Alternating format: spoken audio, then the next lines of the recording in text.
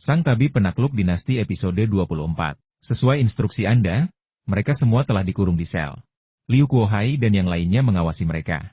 Lin An mengangguk dan berkata, jangan lepaskan mereka dulu. Kurung mereka selama beberapa hari sampai Raja You dan para utusan pergi. Murong Feiyan bertanya, kamu telah menangkap begitu banyak pejabat kali ini, apakah kamu tidak takut mereka akan membalasmu? Lin An mencibir, tak satu pun dari mereka yang tidak bersalah. Uang yang mereka gelapkan saja sudah cukup untuk menghukum mereka. Lagi pula, aku bertindak atas perintah Tuan Zhang kali ini. Dia bilang akan melindungiku jika ada masalah. Murong Feiyan berkata, dengan dukungan calon ayah mertuamu, tentu saja tidak ada seorang pun yang berani menyentuhmu. Lin An terkekeh dan berkata, oh benar. Lusa, Raja You memintaku untuk menemaninya ke Xiezo. Murong Feiyan berseru kaget, apakah kita akan bergabung dengan delegasi Shajia? Lin An mengangguk dan berkata, saya selalu merasa bahwa jalan ini tidak akan damai. Murong Feiyan bertanya, apakah Anda khawatir seseorang mungkin menyergap delegasi Shajia dalam perjalanan mereka? Lin An berkata, kalau bukan karena ini, kenapa aku begitu ingin menangkap Su Qinglian dan gengnya? Aku hanya khawatir ada yang akan memberitahu para bandit di Gunung Tianlang. Kalian telah mengerahkan pasukan dan membangun lapisan pertahanan di sepanjang jalan menuju Gunung Tianlang. Kalian telah mempertimbangkan hampir setiap detail, jadi seharusnya tidak ada kesalahan. Tapi setelah kita menuju Xiezo, siapa yang akan mengendalikan situasi di Qingyun? Lin An menatap tajam ke arah Murong Feiyan, yang langsung mengerti maksudnya dan bertanya dengan heran, kau ingin aku tinggal di Qingyun?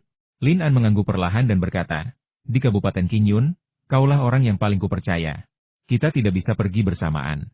Raja You memintaku untuk menemaninya ke Xiezo, jadi aku harus pergi. Jika aku pergi, aku khawatir keadaan di Qingyun akan berubah, jadi kau harus tinggal dan membantuku menangani situasi ini. Dengan Liu Kuohai yang akan membantumu, dan token yang diberikan Tuan Zhang kepadaku, kau tidak perlu khawatir para pegawai itu akan melanggar perintahmu.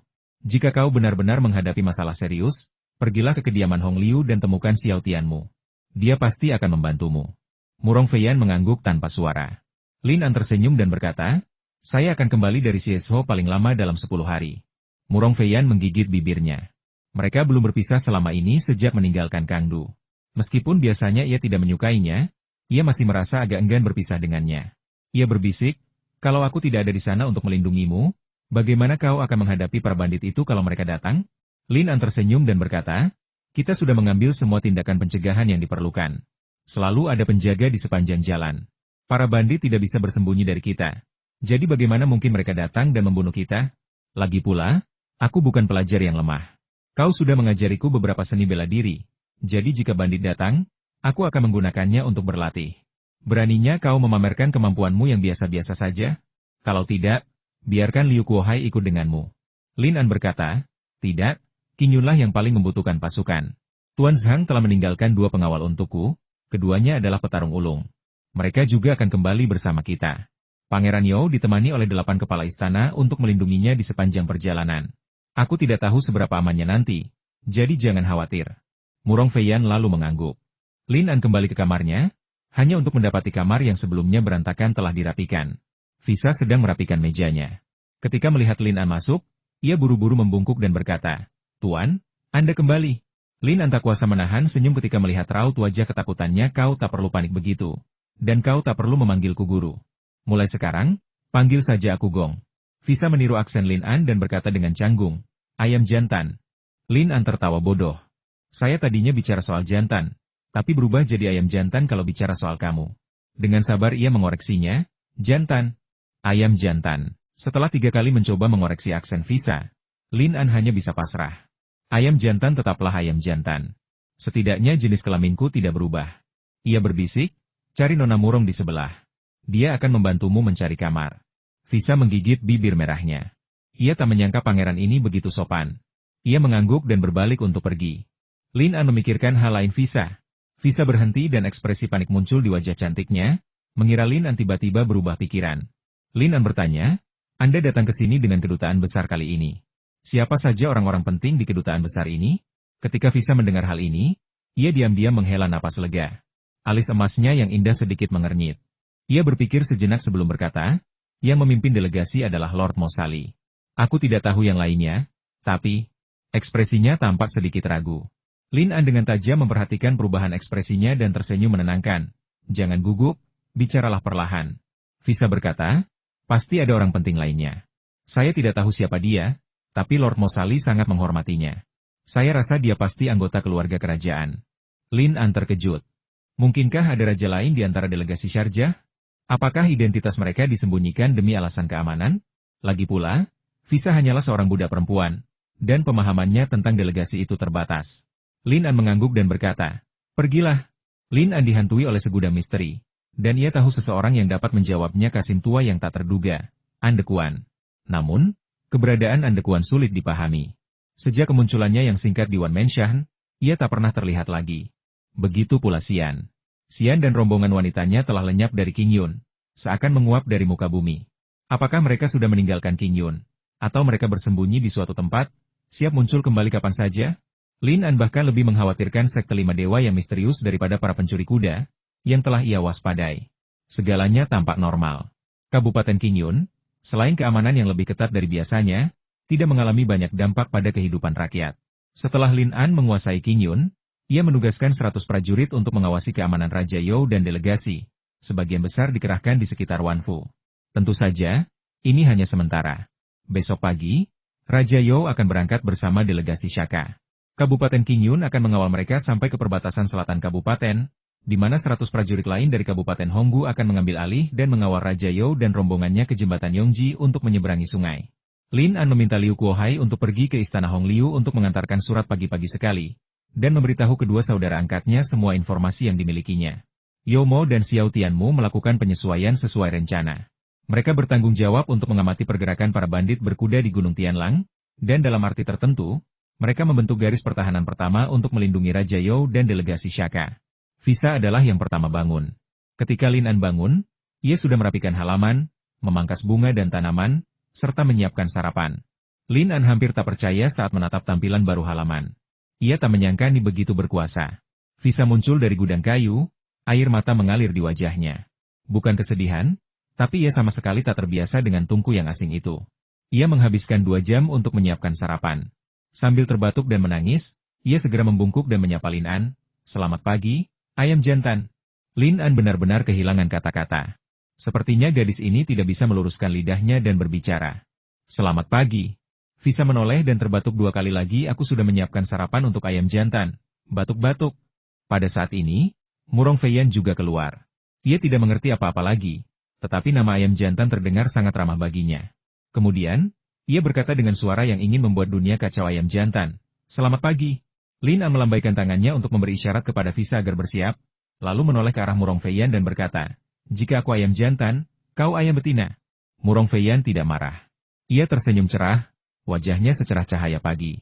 Lin An tak kuasa menahan diri untuk menatapnya dengan takjub. Mata penuh nafsu itu membuat Murong Feiyan sedikit malu. Ia menatap punggung Visa dan berkata, "Kau tahu, budak perempuan kecilmu ini sungguh baik." Lin An berkata, "Sudah kubilang, jangan ada konsep kelas. Di keluarga kita, semua orang setara." Murong Feiyan sudah lama bosan mendengar gagasannya tentang kesetaraan untuk semua, jadi dia mengejek dan berkata, "Kalian berdua bisa mengobrol, aku pergi sekarang." Lin An berkata, "Kamu harus makan sebelum pergi." Murong Feiyan berkata, "Ini mendesak. Apa keadaan daruratnya?" Murong Feiyan memberinya senyuman misterius dan berjalan keluar pintu tanpa mengucapkan sepatah kata pun. Qin Yutong menepati janjinya dan mengirimkan hasil tes tepat waktu. Lin An mengundangnya ke ruang kerjanya. Alis Qin Yutong sedikit berkerut, ekspresinya muram. Ia meletakkan kotak kayu pemberian Lin An di atas meja dan berbisik, "Tuan Hu, dari mana Anda mendapatkan ini?" Lin An tentu saja tidak akan mengatakan yang sebenarnya. Ia tersenyum dan berkata, "Karena masalah ini melibatkan kasus publik, mohon maafkan saya karena belum bisa menjelaskannya untuk saat ini." Qin Yutong tidak merasa sedih dengan hal ini. Ia berkata dengan lembut, "Orang ini meninggal karena racun. Racun itu bernama pil Jueksi. Setelah meminum racun ini, orang tersebut tidak akan merasakan sakit apapun, dan tubuhnya tidak akan menunjukkan kelainan apapun. Bahkan otopsi pun akan sulit dideteksi." Lin An menghirup udara dingin. Mata Qin Yutong yang jernih dan indah selalu tertuju padanya, dengan cermat menangkap setiap perubahan halus dalam ekspresi Lin An. Ia melanjutkan, "Pil Jueksi adalah resep rahasia yang dibuat khusus oleh Sumitian. Orang biasa tidak dapat memperolehnya."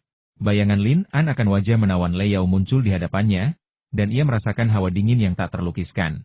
Jika apa yang dikatakan Qin Yutong benar, maka Lei Yao jelas telah berbohong kepadanya. Sebuah kebohongan yang keji. Wan Tingguang, putra ketiga Wan Boping, kemungkinan besar telah tewas di tangannya. Seseorang yang begitu sulit dibunuh tidak akan pernah bisa digambarkan sebagai lemah, tak berdaya, atau sendirian. Membayangkan penampilan Lei Yao yang menyedihkan di hadapannya, Lin An tiba-tiba merasa kalah, merasa ditipu dan dipermainkan. Sebenarnya, Lei Yao telah mengungkapkan sifat aslinya kepadanya beberapa kali, dan Murong Feiyan telah lama mencurigai keterlibatannya dalam kematian Wan Tingguang, sehingga ia pergi ke makam Wan Tingguang untuk mengumpulkan sampel. Ketika Lei Yao demam dan mengigau, Lin An sudah meramalkan semua ini, tetapi ia selalu enggan mengakuinya. Ketika Murong Feiyan menyerahkan bukti kepadanya, ia bahkan mempertimbangkan untuk membuang semuanya dan berpura-pura tidak pernah terjadi. Namun, rasa ingin tahunya tetap mendorongnya untuk mencari kebenaran. Qin Yutong berkata, Sumitian dikenal sebagai ahli racun nomor 1 di dunia. Jika ini bukan dilakukan olehnya sendiri, pastilah dilakukan oleh saudaranya. Mengapa kamu begitu yakin? Qin Yutong berkata, Sumitian memiliki kepribadian yang eksentrik.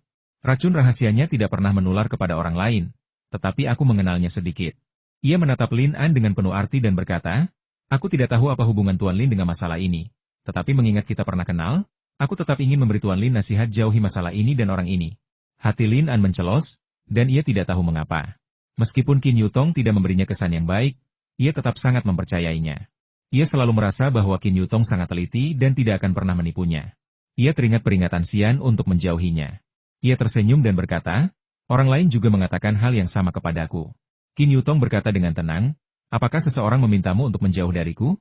Lin An tidak mengatakan apa-apa, hanya tersenyum. Qin Yutong berkata, dia benar. Mungkin Tuan Lin harus mendengarkan nasihatnya. Lin An berkata, apakah kamu tidak ingin tahu siapa dia? Qin Yutong bertanya, Xian? Lin An harus mengagumi kebijaksanaan Qin Yutong. Pada saat yang sama, ia juga menemukan bahwa Qin Yutong dan Xian saling memahami dengan sangat baik, dan kebencian di antara keduanya bukanlah upaya satu hari. Qin Yutong bertanya, apakah kamu tahu identitasnya? Lin An berkata, dia lahir di Paviliun Huan Cai. Qin Yutong berkata, dia berasal dari Sekte Lima Dewa, dan Paviliun Huan Cai hanyalah sebagian dari industri besar Sekte Lima Dewa. Lin An bertanya, apakah dia ada hubungannya dengan Sumitian? Qin Yutong menggelengkan kepalanya, menatap Lin An dan berkata, Tuan Hu, akan lebih baik jika Anda benar-benar membuat batasan antara diri Anda dan dia. Lin An menghela napas dan berkata, aku tidak pernah menghubunginya dari awal sampai akhir. Dia yang berinisiatif datang ke acara makan malam amalku. Qin Yutong bertanya, apakah kau benar-benar mengira dia akan mendatangimu?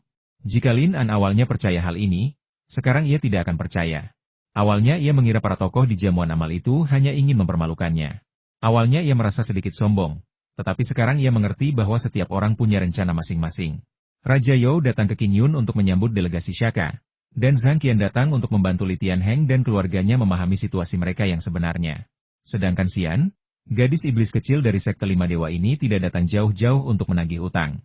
Mungkinkah tujuannya datang ke sini juga terkait dengan delegasi Shaka? Qin Yutong berkata, kultus Lima Dewa telah merencanakan untuk menggulingkan istana kekaisaran. Saya pikir kemunculannya di sini mungkin ada hubungannya dengan ini. Lin An berkata, jika kau ingin menggulingkan istana kekaisaran, pergilah ke ibu kota. Qin Yun hanyalah kota kabupaten kecil. Bahkan jika ada sedikit kerusuhan di sini, itu tidak akan memengaruhi istana kekaisaran. Qin Yutong bertanya, apakah kamu benar-benar berpikir begitu? Lin An berkata, tidak masalah apa yang kupikirkan. Aku hanya pejabat tingkat pertama. Tidak pernah giliranku untuk terlibat dalam urusan istana yang penting. Qin Yutong berkata, para pejabat punya pangkat, begitu pula individu. Tuan Lin berpikir bahwa karena dia tidak berada di posisi itu, dia bisa tenang dan tidak ikut campur dalam urusan pemerintahan. Namun, dia lupa pepatah bahwa setiap orang bertanggung jawab atas nasib negaranya. Lin An tersenyum dan berkata, saya tidak pernah punya ambisi yang tinggi. Saya puas menjalani kehidupan yang damai dan stabil. Meskipun permintaannya sederhana, Anda mungkin tidak dapat memenuhinya. Jika terjadi sesuatu pada delegasi Syajah di wilayah Qin Yun, Anda, sebagai hakim daerah, akan bertanggung jawab. Lin An bertanya, mengapa menurutmu Nona Qin yakin bahwa sesuatu yang buruk akan terjadi pada delegasi Syarjah? Qin Yutong berkata, Sekte Lima Dewa kemungkinan besar memanfaatkan kesempatan ini untuk membuat masalah. Jika delegasi Syajah mengalami kecelakaan di wilayah Dakang, Syajah pasti akan meminta pertanggungjawaban mereka, dan bahkan mungkin menggunakannya sebagai alasan untuk bergerak ke timur. Lin An berkata, Nona Qin terlalu khawatir. Qin Yun sudah melakukan persiapan yang cukup. Besok, mereka akan mengirim 100 prajurit untuk mengawal kita di sepanjang jalan. Raja You juga akan didampingi oleh 8 orang dari istana. Delegasi Shaka berjumlah lebih dari 50 orang, banyak diantaranya pemberani dan terampil dalam berperang. Aku yakin tidak akan ada pencuri buta yang datang menyerang kita, kecuali jika ia ingin mencari kematiannya sendiri.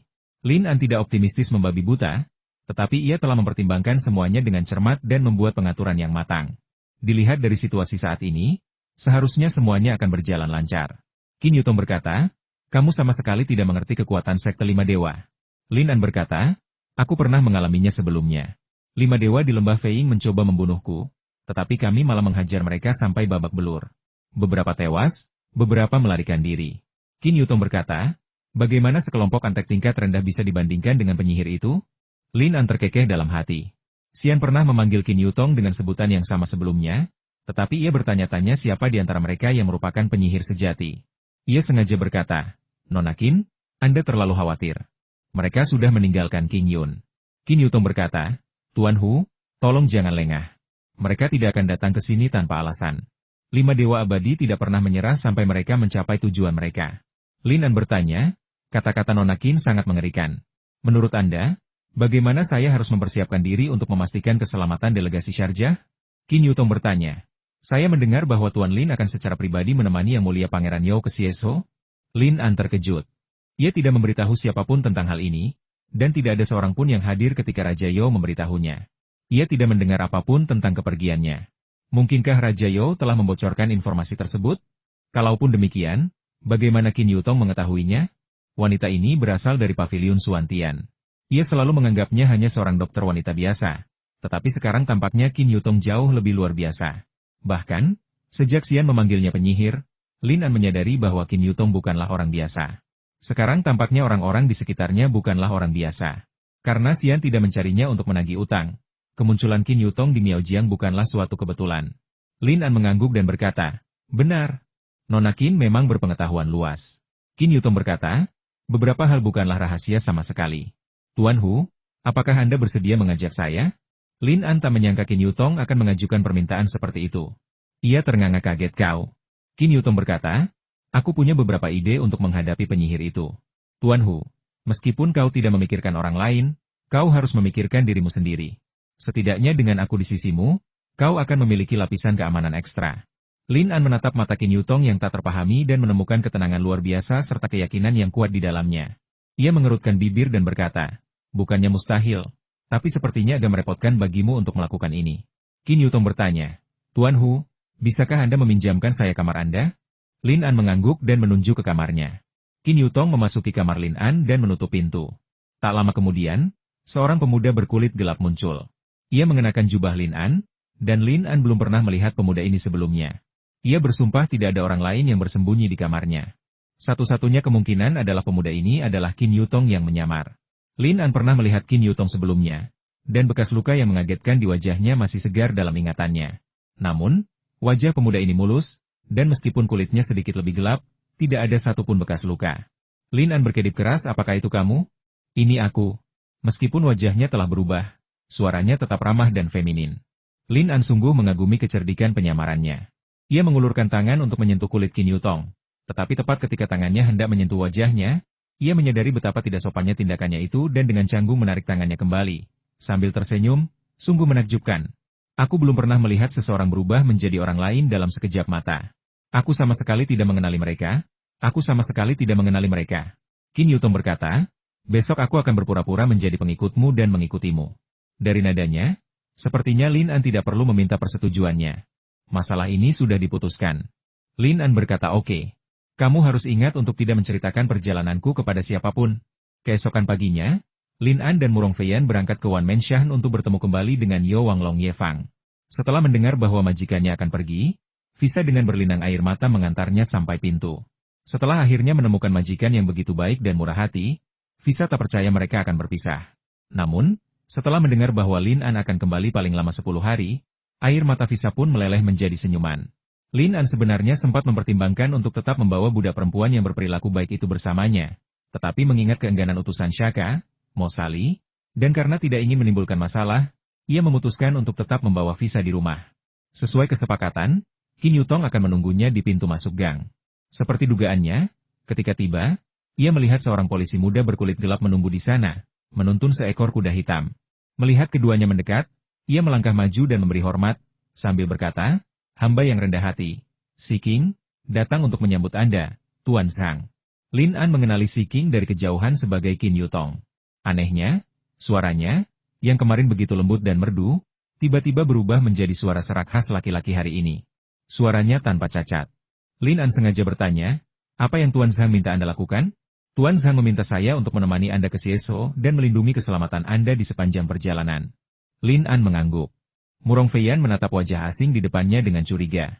Ia berkata dengan dingin, kenapa aku belum pernah melihatmu sebelumnya? Si King berkata, nona muda itu belum pernah melihatku, dan aku pun belum pernah melihat nona muda itu. Murong Feiyan mengangkat alisnya dan berkata, beraninya kau? Lin An tersenyum dan menenangkan suasana. Berkata, baiklah, kita semua keluarga. Kamu mungkin belum pernah bertemu dengannya, tapi aku pernah, Feiyan. Memiliki lebih banyak orang untuk membantu selalu merupakan hal yang baik. Ayo cepat pergi dan jangan tunda rencana perjalanan Raja You. Si King melompat ke atas kudanya, dan ia serta Murong Feiyan menjaga Lin An di kedua sisi. Lin An tidak memberitahu siapapun tentang identitas Qin Yutong yang disamarkan dan menyusup ke dalam tim, bahkan Murong Feiyan pun tidak. Murong Feiyan menatap Si King dengan tenang, dan dipenuhi keraguan terhadap polisi yang bergabung dengan mereka, tetapi dia tidak tahu mengapa Lin An, yang selalu berhati-hati, begitu gegabah membiarkan orang luar bergabung.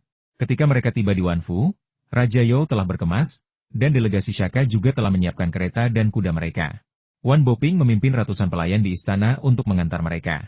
100 prajurit yang telah diatur sebelumnya oleh Lin An untuk mengawal mereka di sepanjang jalan juga telah tiba. Sesuai rencana yang telah ditentukan, mereka akan mengikuti dan mengawal mereka ke perbatasan antara Qingyun dan Honggu, di mana mereka akan diambil alih oleh Kabupaten Honggu. Melihat perpisahan megah di hadapannya, Lin An yakin para bandit dari Gunung Tianlang kemungkinan besar tidak akan berani menyerang. Yan Kui telah menjadi Raja Gunung Tianlang selama bertahun-tahun, membuktikan bahwa ia bukanlah orang bodoh yang impulsif. Jika mereka berani menyerang delegasi Syarjah dalam situasi seperti itu, mereka sama saja menggali kubur mereka sendiri. Sementara Qin Yutong tidak memperhatikan, Murong Feiyan dengan tenang berkata kepada Lin An, apakah kamu tidak takut dia dikirim oleh Zhang Qian untuk mengawasimu? Lin An tertawa dan berkata, apa yang perlu ditakutkan? Jika dia berani memata-mataiku, aku akan membunuhnya di jalan. Pada saat itu, Raja You dan Mosali berjalan keluar bersama. Sekelompok pejabat bergegas maju untuk mengantar mereka. Raja You Long Yefang tanpa sedikit tidak sabar dengan pemandangan ini dan melambaikan tangannya. Ia melihat sekeliling, tetapi karena Lin An berdiri di sudut, ia tidak dapat menemukannya. Ia mengerutkan kening dan bertanya, di mana Lin An? Seorang penjaga adalah orang pertama yang memperhatikan Lin An dan melambaikan tangan kepadanya. Tuan Hu, Yang Mulia sedang mencari Anda. Lin An tersenyum kepada dua orang di sampingnya, turun dari kudanya, melemparkan kendali kepada Murong Feiyan, dan segera berjalan ke hadapan Raja You sambil berseru lantang hamba Yang Mulia Lin An, bersujud kepada Raja You. Semoga Yang Mulia hidup 1000 tahun. Raja You tersenyum dan berkata, kupikir kau bersembunyi dariku dan tidak ingin pergi ke Xieso bersamaku. Lin An menyadari bahwa Kaisar ke-17 masih memiliki banyak sifat kekanak-kanakan dalam dirinya, dan dia berkata dengan hormat, beraninya aku melanggar perintah Yang Mulia? Mosali melihat Lin An tidak membawa visa, dan teringat budak perempuan cantik yang dibawanya dari benteng Tiemu dari jauh, yang dibawa pergi oleh pria ini sebelum ia sempat memainkan perannya. Ia merasa sangat tertekan, tetapi barang-barang yang diberikan ibarat anak panah yang telah ditembakkan, jadi bagaimana mungkin ia memintanya kembali? Lin An merasakan permusuhan Mosali dari tatapannya, dan berkata sambil tersenyum, terima kasih, Tuan Mosali, atas hadiah yang Anda berikan kepada saya. Orang ini jelas-jelas ingin membuatnya kesal. Mosali mendengus dingin dan berbalik untuk berjalan menuju timnya. Raja You melihat apa yang baru saja terjadi, menatap Lin An sambil tersenyum, dan berkata, bagaimana rasa budak perempuan itu tadi malam? Semua orang penasaran, dan rasa ingin tahu Raja You jelas lebih kuat. Rasanya lezat. Mendengar jawaban Lin An yang penuh semangat, Raja You menepuk bahunya dan tertawa bersamanya. Melihat betapa dekatnya mereka, para penonton merasa makin kagum terhadap Lin An. Rencana awal Lin An adalah tetap di Qingyun. Sekalipun ia harus mengawal delegasi Syarjah, ia tidak akan mengirim mereka keluar perbatasan Qingyun. Ini adalah pilihan yang bijaksana. Ia bisa menghindari konsekuensi apapun yang mungkin dihadapi delegasi Syarjah, tetapi Raja You bersikeras agar ia menemaninya, sehingga Lin An terpaksa ikut campur. Meskipun banyak bahaya di sepanjang jalan, Lin An tidak terlalu khawatir. Sesuai instruksi Xiao Tianmu, pos-pos terdepan akan didirikan di sepanjang pegunungan Tianlang. Setiap upaya bandit di sana untuk melancarkan serangan akan diantisipasi. Pemerintah telah mengerahkan banyak tenaga untuk memastikan keselamatan delegasi Syarjah, dan pengawalan tersebut seharusnya sempurna. Lin An bahkan yakin bahwa para bandit di Gunung Tianlang mungkin sudah menerima berita tersebut. Pengawalan berskala besar, target yang begitu penting, telah menimbulkan kekhawatiran luas di seluruh kota Qingyun. Bagaimana mungkin mereka menyembunyikannya dari mata mereka? Tak seorang pun yang tidak menghargai nyawanya sendiri. Dan para pencuri kuda itu tidak bodoh. Lin An yakin bahwa mereka kemungkinan besar akan mundur ketika menghadapi kesulitan. Raja You beserta rombongan dan delegasi Shaka yang sudah berjumlah lebih dari 10 orang, ditambah para pejabat dan prajurit pengawal dari Qingyun yang jumlahnya lebih dari 200 orang, berbaris keluar dari gerbang selatan Kabupaten Qingyun. Para prajurit dan abdi Kabupaten Qingyun dikerahkan untuk mengawal Raja You sampai ke perbatasan antara Kabupaten Qingyun dan Honggu. Sesampainya di perbatasan, mereka mendapati bahwa Hakim Kabupaten Honggu, Zhu Qifan, didampingi oleh Hakim Kabupaten, Letnan Kabupaten, dan 200 prajurit serta abdi lainnya, sudah menunggu di sana. Pengawalan mereka bahkan lebih megah daripada pengawalan Kabupaten Qingyun. Melihat pemandangan ini, Lin An merasa kemungkinannya 8 dari 10 tidak akan ada yang datang untuk menyergap hari ini. Tentu saja tidak nyaman mengirim tentara dari Qingyun ke Kabupaten Honggu. Setelah tiba di perbatasan antara kedua kabupaten, Lin An meminta Murong Feiyan dan lebih dari 100 tentara serta pelayan Yamen untuk memulai perjalanan pulang. Dialah satu-satunya orang di pihak Qingyun yang harus menemani Raja You untuk terus bergerak maju. Ketika pergi, Murong Feiyan tidak berkata apa-apa. Tetapi ketika melihat Lin An berjalan semakin jauh bersama rombongan, mata indahnya tak kuasa menahan diri untuk memerah. Jika bukan karena perpisahan singkat ini, ia mungkin masih belum menyadari betapa terpikatnya ia pada Lin An di lubuk hatinya. Kerumunan tak lagi bisa melihat punggung Lin An. Mengapa aku harus begitu mengkhawatirkannya? Ia begitu licik dan licik. Kapan ia pernah menderita kerugian? Ia akan kembali paling lama 10 hari lagi. Mengapa aku harus bersedih? Ia memutar kepala kudanya dan memacu kudanya menuju Qingyun. Raja You tetap duduk di keretanya. Sementara para pejabat dari Kabupaten Honggu berdiri di luar selama kunjungan mereka. Hakim Kabupaten Zhu Qifan, yang mendengar bahwa Hakim Kabupaten Qingyun, Lin An, juga berada dalam rombongan, menanyakan keberadaan Lin An dan menghampirinya sambil tersenyum. Zhu Qifan, seorang pria berkepala bulat dan bertelinga besar, memiliki penampilan yang agak lucu. Menunggang kuda merah, ia memberi hormat kepada Lin An dengan mengepalkan tinju dan berkata, "Salam, Tuan Hu." Lin An langsung tahu identitasnya sejak ia mengamati, dan segera membalas sapaannya. "Halo, Tuan Zhu. Saya selalu ingin datang berkunjung, tetapi saya sangat sibuk dengan tugas resmi sehingga baru berkesempatan hari ini." Zhu Qifan berkata, "Kita tetangga dekat, jadi kita harus lebih sering bertemu. Sayangnya, kita semua memiliki tugas resmi, jadi tidak mudah untuk bertemu di hari kerja. Tuan Lin telah datang ke Honggu, dan sebagai tuan rumah, saya seharusnya mengadakan jamuan makan untuk menjamu beliau. Namun, saya mendengar bahwa Tuan Lin akan pergi ke Siesho bersama Raja You, dan karena beliau memiliki misi yang begitu penting, saya tidak berani memaksanya untuk tinggal. Namun, Tuan Lin harus berjanji kepada saya bahwa beliau akan melewati Honggu lagi sekembalinya ke Qingyun, dan saya, Zhu, akan menyambutnya kembali." Lin An merasa bahwa orang ini sangat pandai berbicara dan kata-katanya cukup enak didengar. Tidak ada konflik kepentingan antara dirinya dan Zhu Qifan, dan ia yakin bahwa kata-kata pihak lain masih tulus. Meskipun baru pertama kali Zhu Qifan bertemu Lin An, ia sudah lama mengenalnya. Sejak Lin An tiba di Qingyun, Kabupaten Lin, ia sudah banyak mendengar tentang jasanya.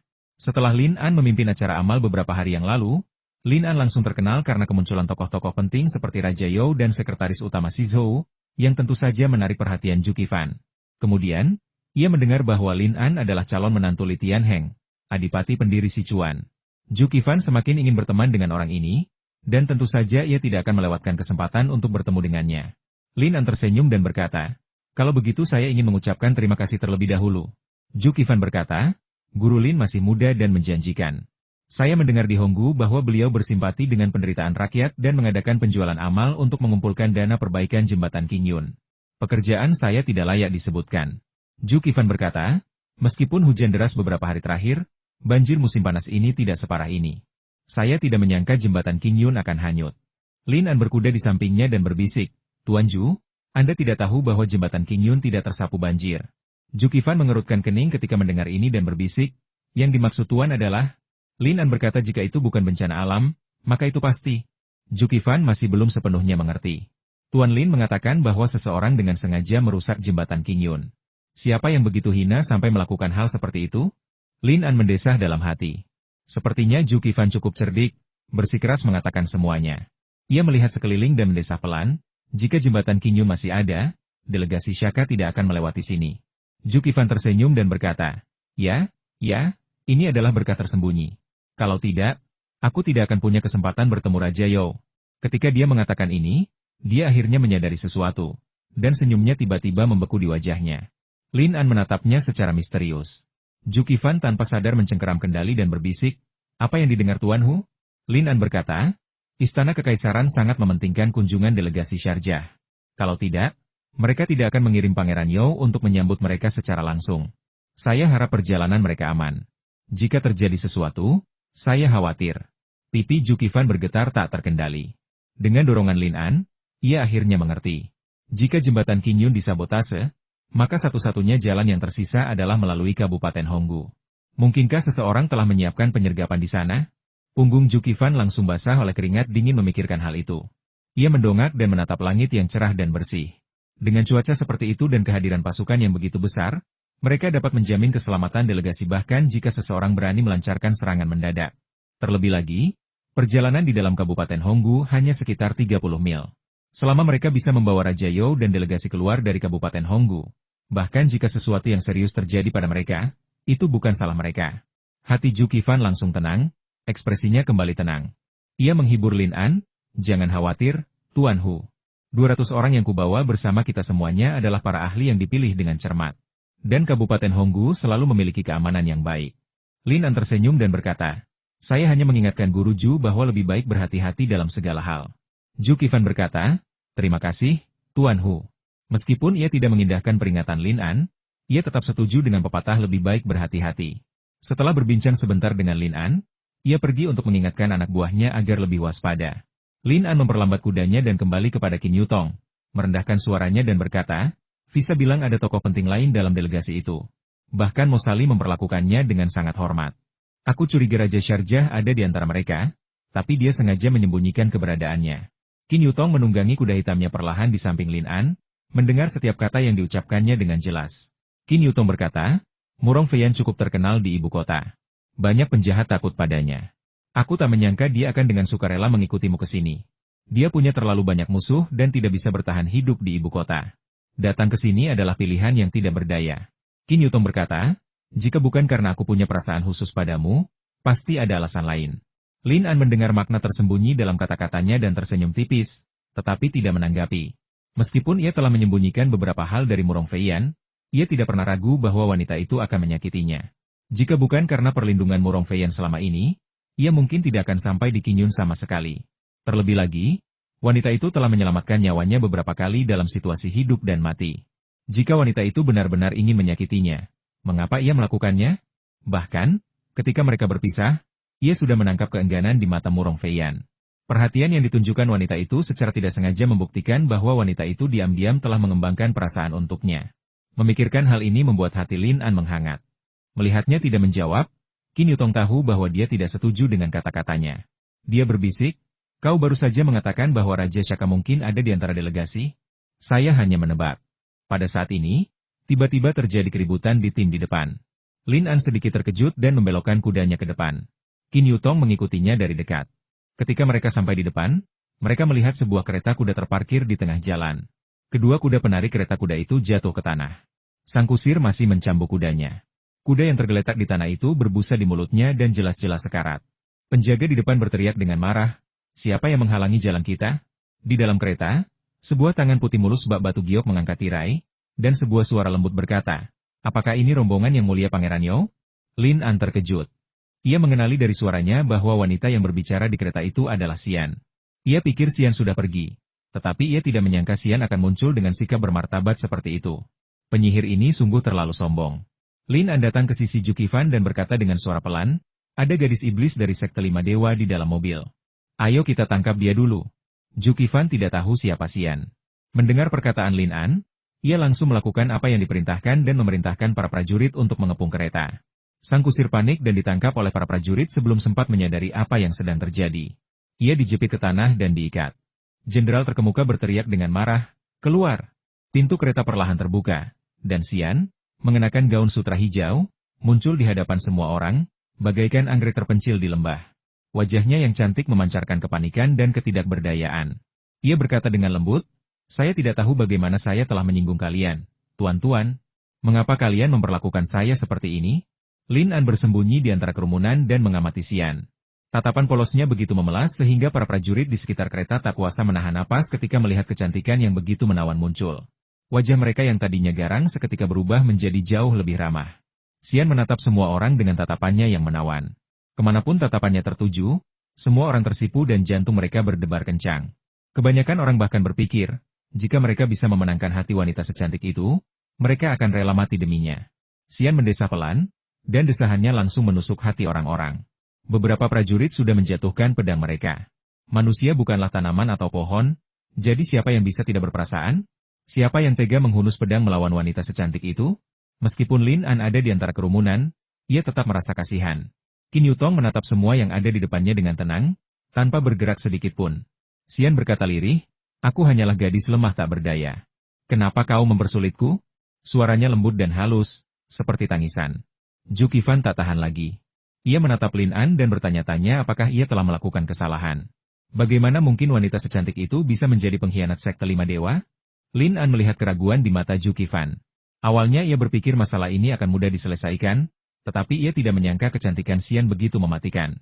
Meskipun Lin An tidak memiliki bukti pasti bahwa Xian adalah anggota sekte lima dewa, kemunculannya di sini jelas bukan kebetulan. Lin An berbisik kepada Zhu Qifan, tangkap dia dulu. Zhu Qifan mengerutkan bibirnya, akhirnya mengambil keputusan, lalu berkata dengan lantang, tangkap mereka semua dan bawa mereka kembali ke kantor pemerintah daerah untuk diinterogasi nanti. Lin An mengerutkan kening sambil mendengarkan. Serius? Itu agak kasar. Nanti giliranmu juga tidak akan diinterogasi.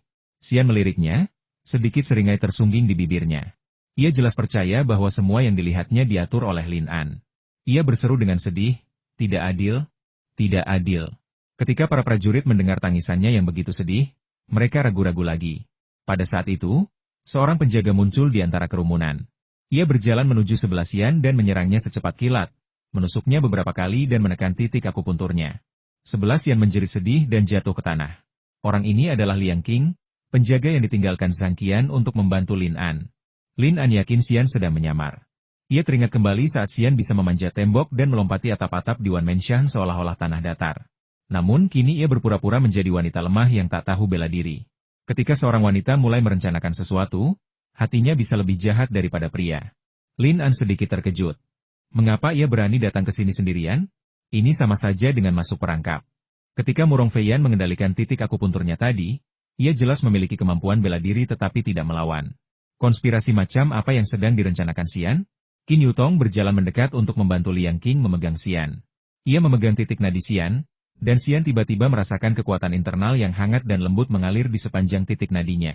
Melihat polisi muda berkulit gelap di depannya, Xian terkejut, dan kekuatan internal di tubuhnya bereaksi secara alami.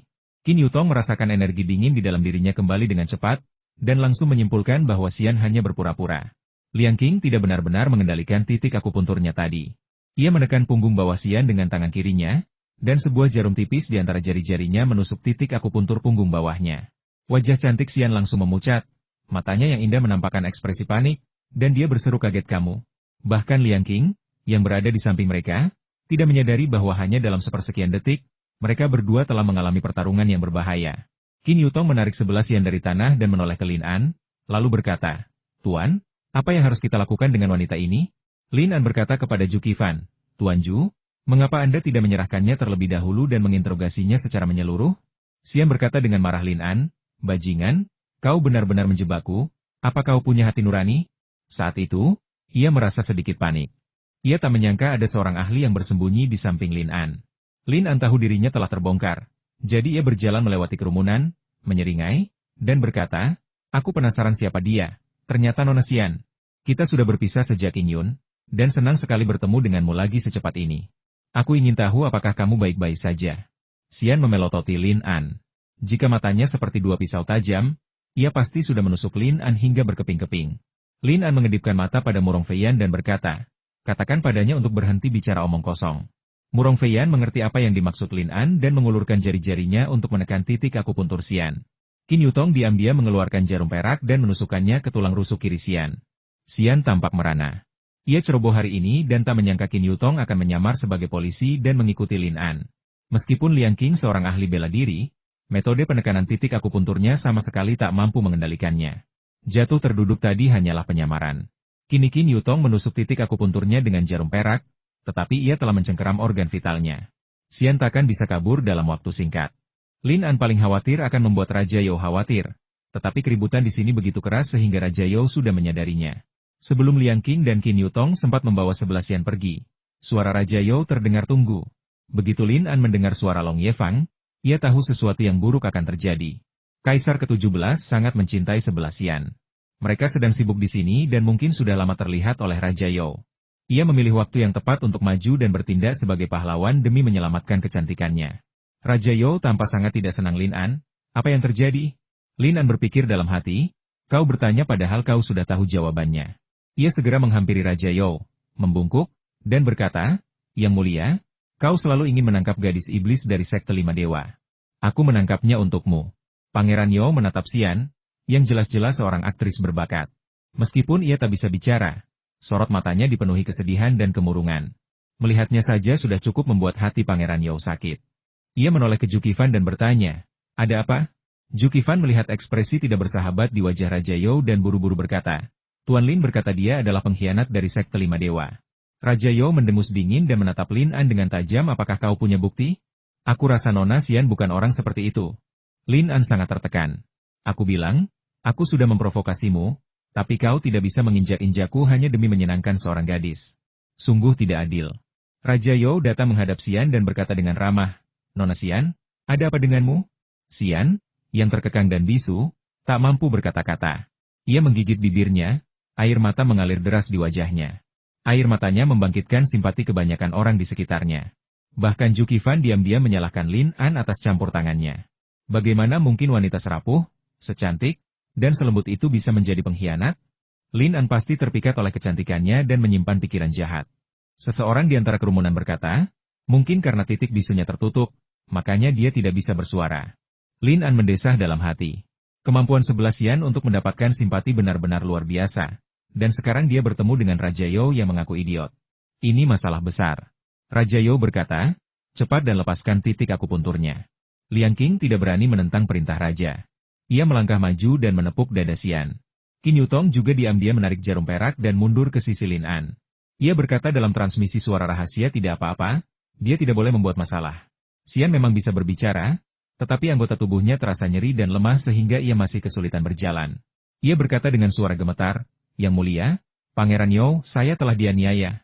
Ketika Raja You melihat wanita cantik itu menangis, hatinya terasa luluh. Ia berkata lembut, Nona Xian, jangan menangis. Jika ada keluhan, katakan saja padaku. Xian terisak, aku sedang dalam perjalanan ke Siesho, tiba-tiba kudaku kolaps. Aku tidak bermaksud menghalangi jalanmu, tapi orang ini datang dan tanpa pandang bulu menyebutku pengkhianat sekte 5 dewa dan bahkan menyuruh seseorang menindasku. Yang Mulia, aku hanyalah wanita lemah. Aku tidak pernah melakukan apapun yang melawan kehendak langit. Saat itu, ia tampak sangat sedih dan mulai terisak. Raja You berkata, Nona Xian, jangan bersedih. Aku akan memberimu keadilan. Tidak apa-apa jika mobilmu mogok. Aku juga akan pergi ke Siesho, jadi aku akan mengantarmu ke sana. Lin An berpikir dalam hati, hebat. Dia benar-benar menangkap iblis tulang putih. Ia mengira Raja You, sebagai kaisar ke-17, pasti punya penglihatan. Tetapi sekarang tampaknya cucunya ini hanyalah orang biasa. Gadis ini ingin menipumu, dan kau bahkan tidak bisa melihatnya? Raja You menyiapkan kereta dan meminta Xian membantunya naik. Lin An memperhatikan 11 Yan naik kereta dan berbaur dengan rombongan mereka. Ia dengan berani memperingatkan Raja You, Yang Mulia wanita ini punya motif tersembunyi. Raja You tersenyum tipis dan berkata dengan suara rendah, maafkan aku karena telah berbuat salah padamu. Aku tahu batas kemampuanku. Lagi pula, ia bukan orang bodoh. Ia tidak terlalu dekat dengan Xian dan menitipkan kereta yang ditumpangi Xian kepada Lin An dan rombongannya untuk dijaga. Lin An diam-diam meludah 2 kali, kau masih tahu apa yang terjadi. Tapi kau tidak bisa melihatnya. Apa kau mau main trik mengupas lapisan gula dan memukul balik bola meriamnya? Kau terlalu naif. Ini namanya bermain api. Siapa yang bermain api akan dihukum. Xian bukan orang yang bisa diajak main-main. Tim terus bergerak maju. Malaikat kecil Lin mengedipkan mata pada Liang Qing, memintanya untuk mengikuti kereta dengan saksama dan mengawasi Xian. Sambil menatap kereta 11 Xian, ia mendesah cemas dan berkata, Raja You telah tergoda oleh kecantikan. Masalah ini akan sulit diatasi. Qin Yutong berkata, jangan khawatir, aku sudah mengendalikan titik akupunturnya, jadi dia tidak akan menimbulkan masalah. Cuaca di bulan Juli berubah dengan cepat. Tadinya cerah, tetapi sore harinya berawan. Jaraknya kurang dari 5 mil dari jembatan Yongji. Setelah menyeberangi jembatan Yongji, kami akan keluar dari Honggu. Sejak mendengar kata-kata Lin An, Ju Qifan sangat ingin melihat Pangeran You dan rombongannya pergi secepat mungkin. Tanpa diduga, cuaca berubah, dan badai akan segera tiba. Ia menyarankan untuk berlindung di dekat situ. Tetapi Pangeran You tidak menunjukkan niat untuk berhenti. Mendesak semua orang untuk mempercepat dan menyeberangi jembatan Yongji sebelum badai tiba. Matahari terbenam di bawah gumpalan awan hitam keabu-abuan, cahayanya perlahan meredup, seolah langit telah dicat dengan rona gelap pekat. Tak ada kilat, langit bagaikan hamparan hitam yang luas, kecuali sepeta kecil awan ungu, yang seolah menembus sudut barat langit. Kilat menyambar dari lubang ungu itu, kilatannya yang menyilaukan menyebar ke segala arah bagai cabang-cabang aneh, menghancurkan langit hitam berkeping-keping. Boom! Dengan suara keras, tanah di bawah kakiku seakan terbalik, bebatuan dan gunung berguncang hebat, dan pohon-pohon besar di kedua sisi jalan seakan tak mampu berdiri tegak dan bisa tumbang kapan saja. Suara keras itu menusuk hati orang-orang, dan kilat yang menyilaukan membuat wajah semua orang sepucat kertas dalam sekejap. Tim pawai jelas terhenti karena suara keras itu, dan banyak kuda berhenti bergerak maju karena takut akan guntur. Teriakan panik para wanita, ringkikan hewan, dan suara cambukan kusir dan penjaga saling terkait, dan tim pun menjadi kacau balau. Raja Youlong Yefang menunggang kuda kuning dan muncul di depan rombongan, dikelilingi 8 pengawal. Tadi ia masih berada di kereta, dan berganti menunggang kuda setelah Xian muncul. Lin An memandang pria ini dari kejauhan dengan tatapan penuh semangat dan agung. Diam-diam mengutuknya karena pamer. Alasan dia bersikap seperti ini tak lain hanyalah untuk menarik perhatian Xian. Fakta membuktikan hal ini memang benar. Tak lama kemudian, Raja You menunggang kudanya ke sisi kereta Xian. Xian kebetulan membuka tirai dan melihat keluar, dengan raut wajah memelas di wajahnya yang cantik. Raja You menghiburnya. Nona Xian, jangan takut. Dengan saya di sini, tak seorang pun berani menyakitimu. Lin An masih sedikit khawatir, dan berbisik kepada Qin Yutong, apakah Xian akan melakukan sesuatu? Qin Yutong berkata dengan tenang, dia tidak berdaya sekarang. Meskipun ada kilat dan guntur, hujan tak kunjung turun. Setelah panik sejenak, tim terus bergerak maju.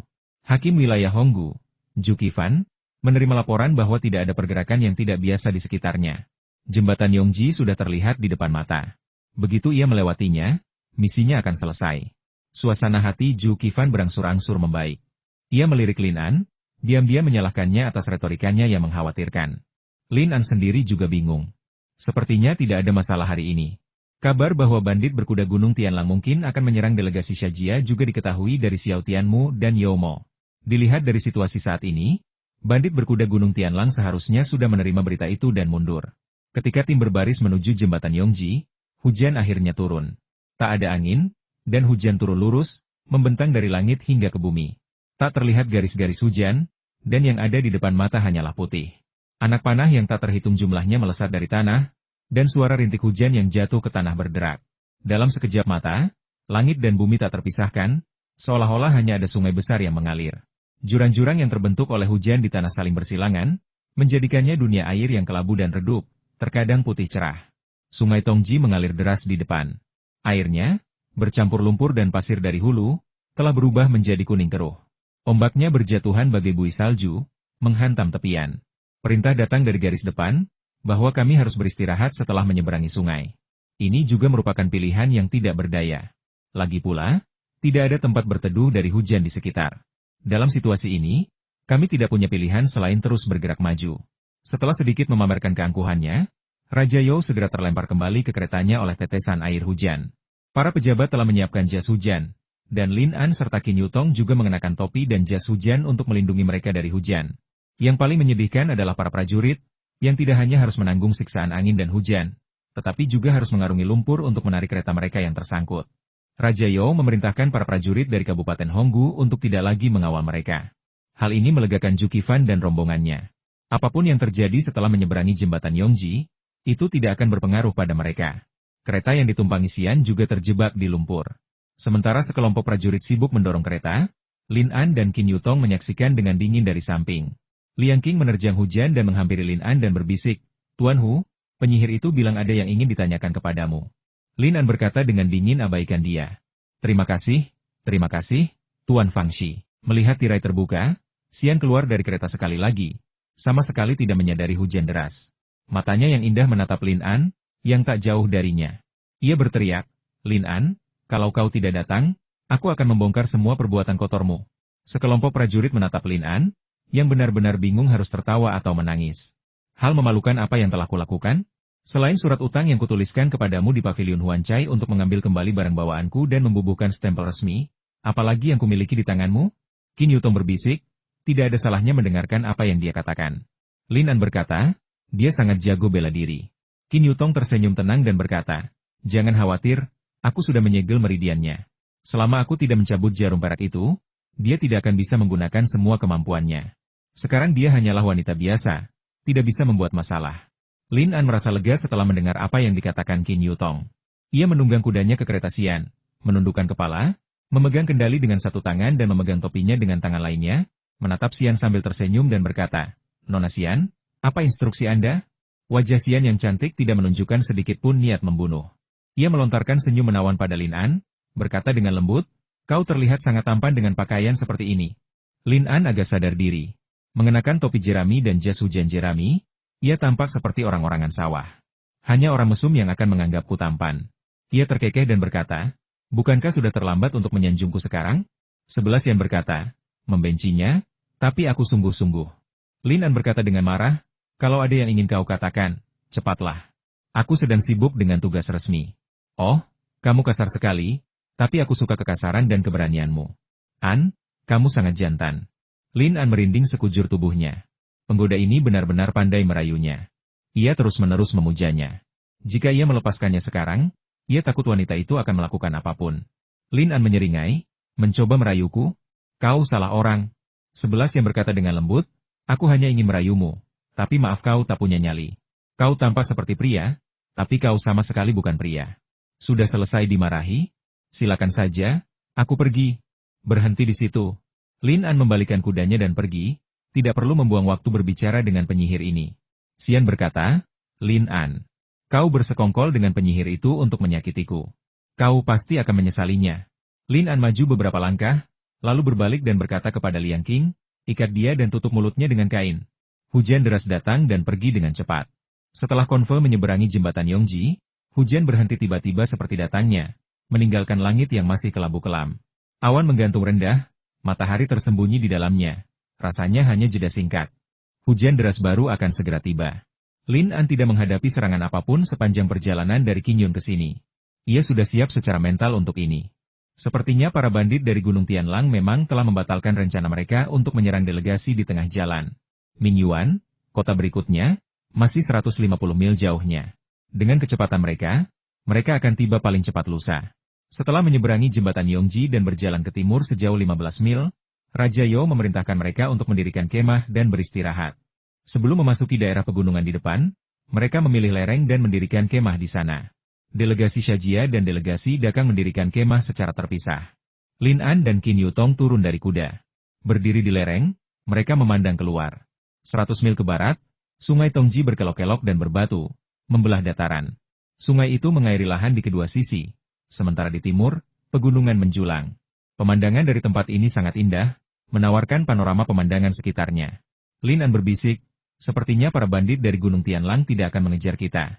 Qin Yutong tersenyum tenang dan berkata, sehebat apapun bandit itu, pada akhirnya mereka hanyalah gerombolan.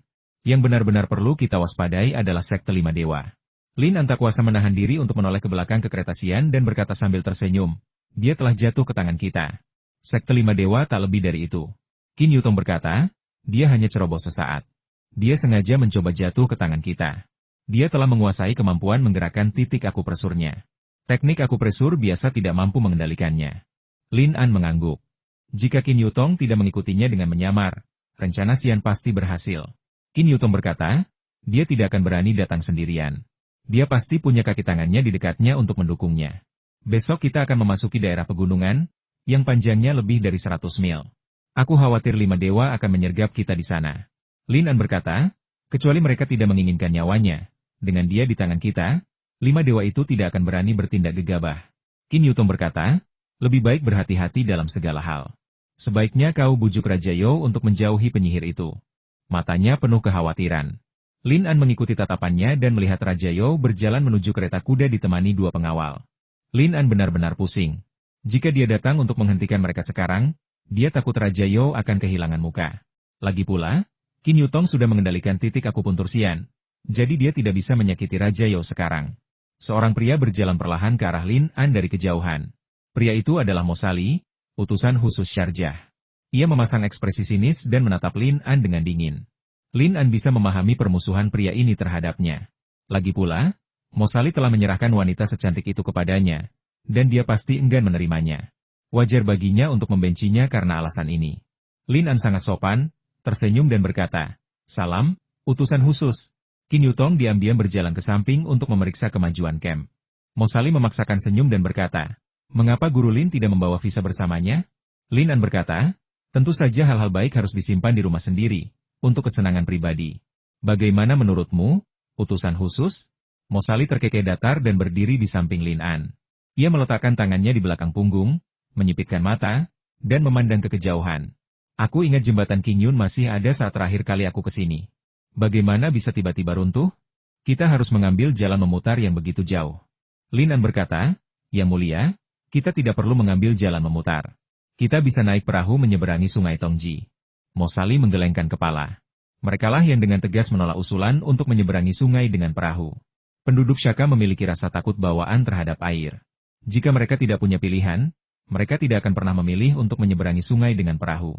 Meskipun mereka harus berjalan memutar sejauh lebih dari 70 mil, mereka hanya merasa nyaman dan aman ketika kaki mereka menginjak daratan. Lin An tertawa dan berkata, "Apakah kamu takut naik perahu?" Mosali menatapnya dengan dingin dan berkata, "Tidak ada apapun di dunia ini yang kami, orang Syajia, takuti." Lin An berpikir dalam hati, "Kau hanya berpura-pura berani. Kalau kau tidak takut Dakang mengirim pasukan, kenapa kau mundur dari Nanyue? Bagaimana mungkin kau bisa dengan jujur mengembalikan kelima kota itu? Kau benar-benar tak tahu malu." Mosali berkata, "Saya melihat keamanan di sepanjang jalan ini sangat ketat dan waspada. Apakah ada yang mencoba mencelakai kita?"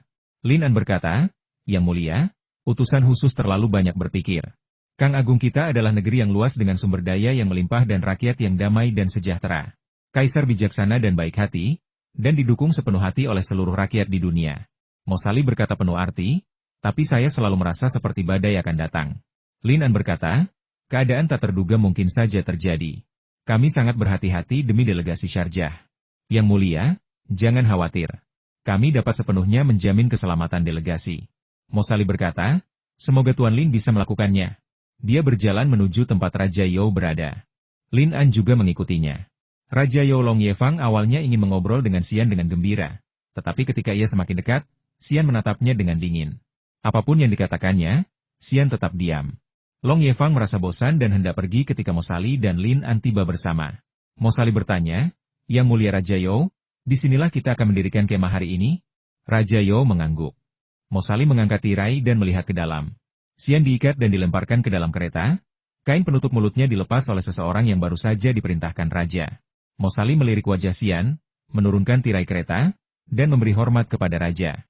Raja You bertanya, "Mengapa utusan khusus melakukan upacara ini?" Mosali berkata, "Saya punya permintaan sederhana.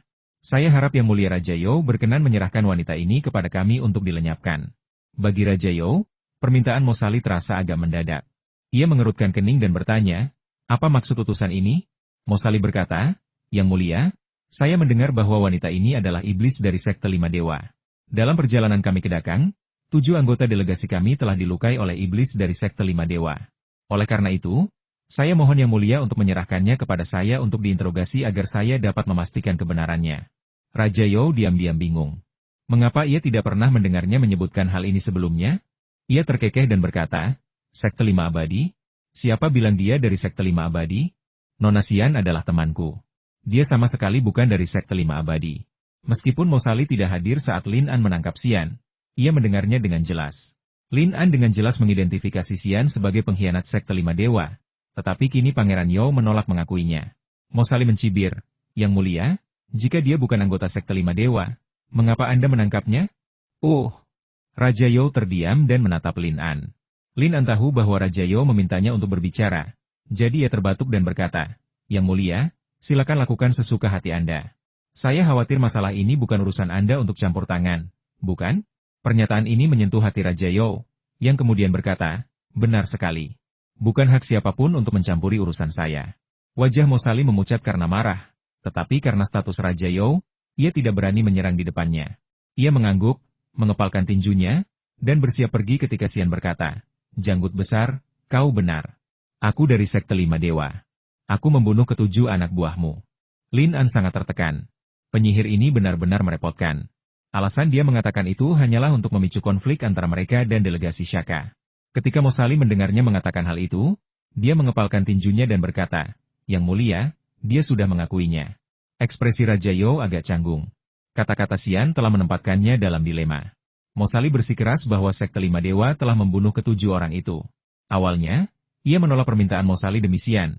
Tetapi ia tidak menyangka Xian akan secara proaktif mengakui bahwa Xian adalah anggota sekte lima dewa. Sekarang Mosali meminta seseorang, ia kehilangan kata-kata. Jika ia tahu Xian begitu merepotkan, seharusnya ia mengikuti cara Lin An dan menyumpal mulutnya dengan kain. Mosali berkata, "Yang mulia, jelas sekali dia ingin meminta seseorang lagi kepada Raja Yo." Lin An menghampiri dan menampar wajah Xian. Meskipun tidak mengerahkan seluruh tenaganya, tamparan itu tetap tajam dan jelas, membuatnya tertegun. Semua orang di sekitar mereka juga tercengang, hampir mengumpat dalam hati, "Dasar binatang buas. Bagaimana mungkin kau tega menyentuh gadis secantik itu?" Xian belum pernah mengalami penghinaan seperti itu seumur hidupnya. Mata indahnya langsung berkilat dingin dan penuh niat membunuh. Jika meridiannya tidak terhalang oleh jarum perak Qin Yutong, ia pasti sudah menerjang dan mencabik-cabik Lin An untuk melampiaskan kebenciannya. Lin An berteriak marah, "Brengsek! Beraninya kau bicara omong kosong dan membingungkan publik?" Ia menoleh ke Mosali dan terkekeh, "Utusan khusus, izinkan aku bicara sebentar." Meskipun Mosali baru mengenal Lin An sebentar, ia sudah merasakan kelicikan dan tipu dayanya. Ia berkata dengan dingin, "Kalau ada yang ingin kau katakan, katakan saja." Raja Yo pun berpura-pura serius dan berkata, "An, kalau ada yang ingin kau katakan, katakan saja. Utusan khusus itu bukan orang luar." Lin An menghampiri dan menjambak rambut Xian, membuat kulit kepalanya sakit. Pria ini benar-benar tidak punya simpati pada perempuan. Lin An berkata, "Dia bukan dari sekte lima dewa. Dia penyanyi yang kubeli sebagai hadiah untuk Yang Mulia. Aku mengikat dan menangkapnya karena dia menolak mematuhi perintahku dan berulang kali mencoba melarikan diri." Xian mencibir, "Lin An, kau benar-benar pembohong." Raja Yo, memanfaatkan kata-kata Lin An, mulai berbicara.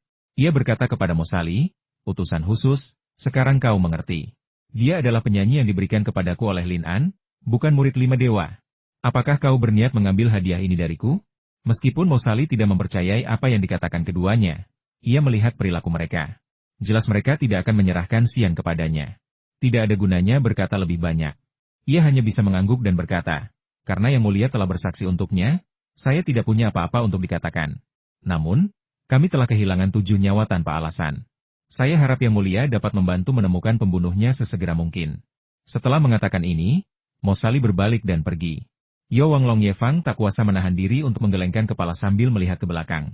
Melihat wajah cantik Xian, ia melihat 5 sidik jari merah lagi, jelas bekas tamparan Lin An barusan. Ia pun merasa sedikit kasihan padanya.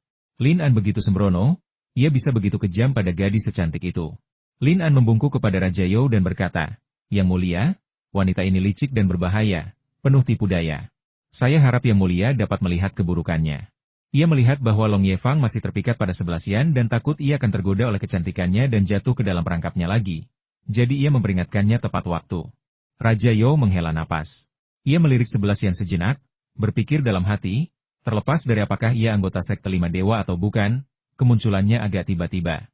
Mengingat kembali tindakannya sebelumnya, sepertinya ia sengaja mencoba menciptakan konflik antara mereka dan delegasi Shaka. Lalu ia berpikir, 11 yang sudah berada di tangannya. Cepat atau lambat, ia akan menjadi miliknya. Ia menatap Lin An dengan tenang, dan Lin An mengerti.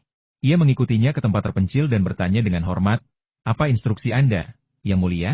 Raja Yo merendahkan suaranya dan berkata, "Terima kasih atas hadiah yang luar biasa ini.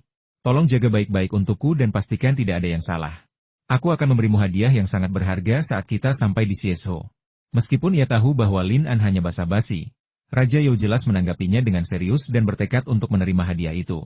Ya, setelah Raja Yo pergi, Lin An perlahan berjalan kembali ke sisi Xian.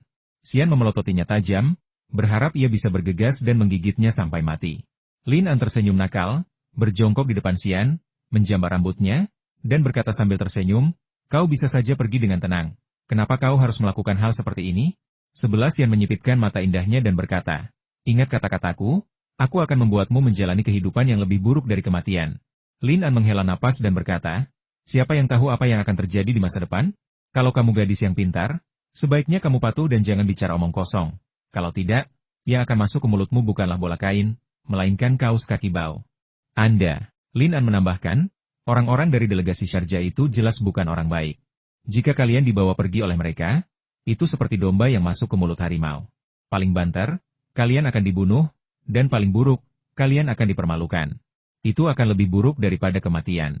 Lebih baik kalian tinggal bersamaku, di tempat yang lebih aman. Xian berkata dingin, apa gunanya kau? Kau seorang budak, penjilat, tak tahu berterima kasih, pengkhianat, tak tahu malu, dan pemalas. Ia begitu membenci Lin An saat itu hingga ia melontarkan semua kutukan keji yang bisa ia pikirkan.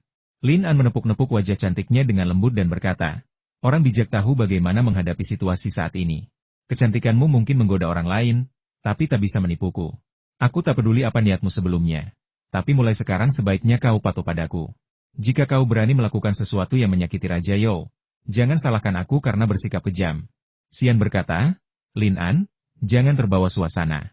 Lin An berkata, kurasa sebaiknya kau istirahat saja di kereta.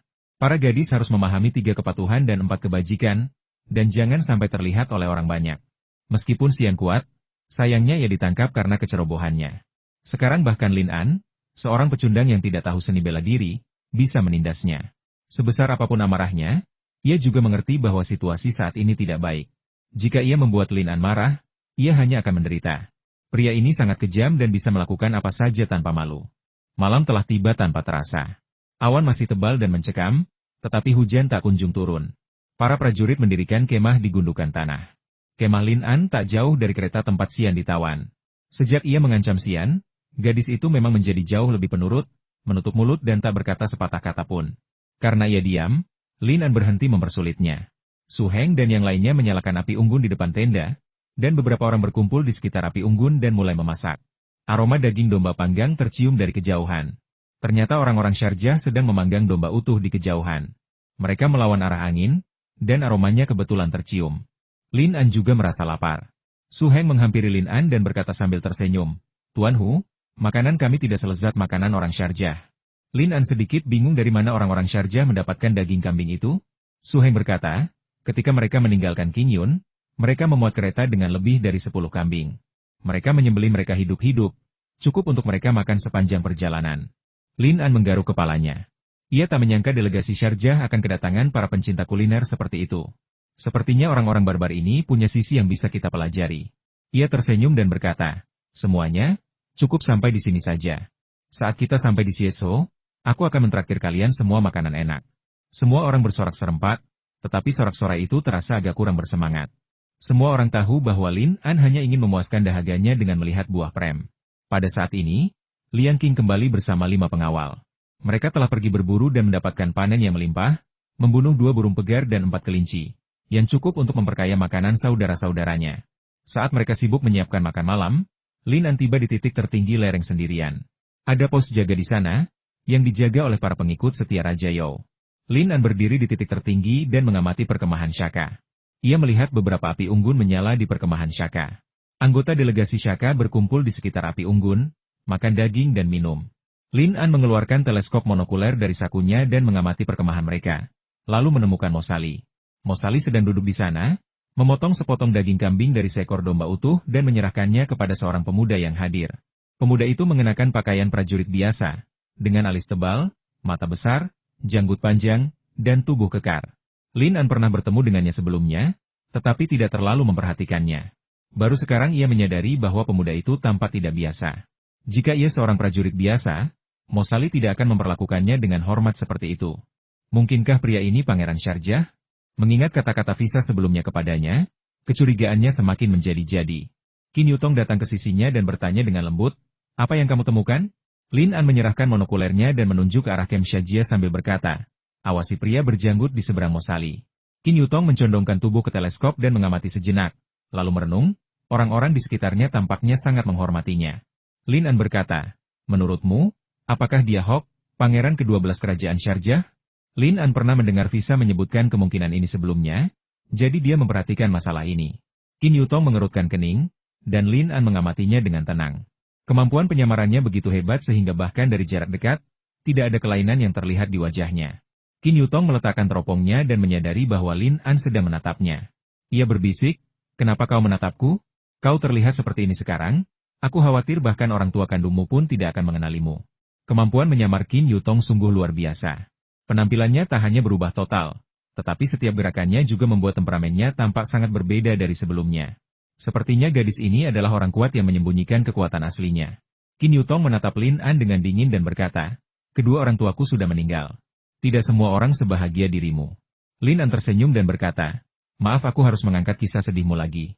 Qin Yutong berkata, sudah lama sekali, aku sudah lama melupakannya. Apa yang perlu disesali? Ia mengembalikan teleskop itu kepada Lin An dan berkata, aku akan mengawasi delegasi Shaka dengan saksama. Jangan khawatir. Yang perlu kau lakukan adalah mengawasi Xian dan berusaha mencegah Raja You bertemu dengannya. Lin An mengangguk, tetapi ia merasa sedikit malu. Siapakah Raja You Long Yefang? Bagaimana mungkin ia mendengarkan nasihatnya jika ia sudah memutuskan?